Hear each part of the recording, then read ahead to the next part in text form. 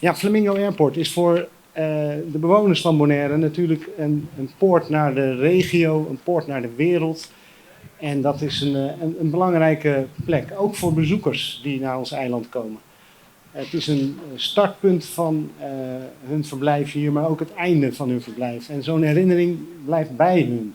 Dus wij willen daar ons uiterste best voor doen om daar een prettige ervaring van te maken.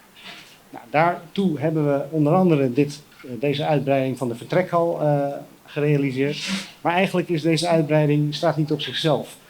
Rond 2018, 2019 is er een start gemaakt met een aantal verbeteringen. En toen jullie allemaal net binnenkwamen, zijn jullie door de nieuwe security area gekomen.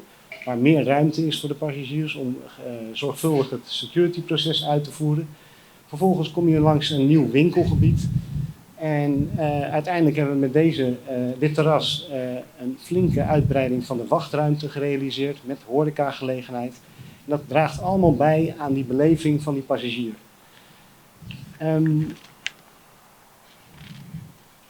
Ja, het was natuurlijk al een tijdje in gebruik. Dat hebben de meesten van jullie al meegemaakt. Het was nog niet volledig opgeleverd.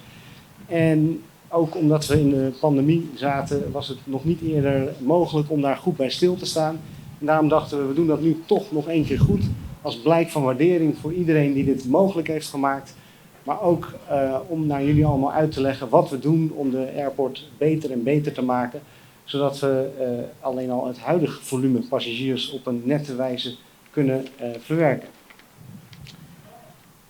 Maar we zijn nog lang niet klaar. Het werd al eerder gezegd, er komen nog een aantal verbeteringen aan op de korte termijn. En dan hebben we het echt over de komende 1-2 jaar. We ontvangen binnenkort een grotere aankomstband, waardoor de passagiers meer ruimte hebben om hun koffer af te pakken. Afhandelaren hebben meer ruimte om te werken.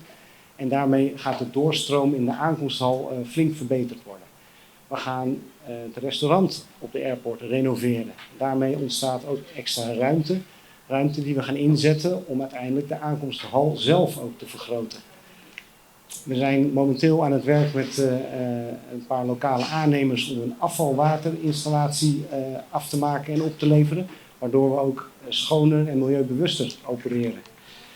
De baanverlichting werd al genoemd. Een heel belangrijk groot project ten behoeve van de veiligheid. Ja, en we kunnen nog wel een tijdje doorgaan. Er komt een lift aan voor passagiers die minder mobiel zijn. Waardoor we dat proces ook veel netter en beter kunnen organiseren.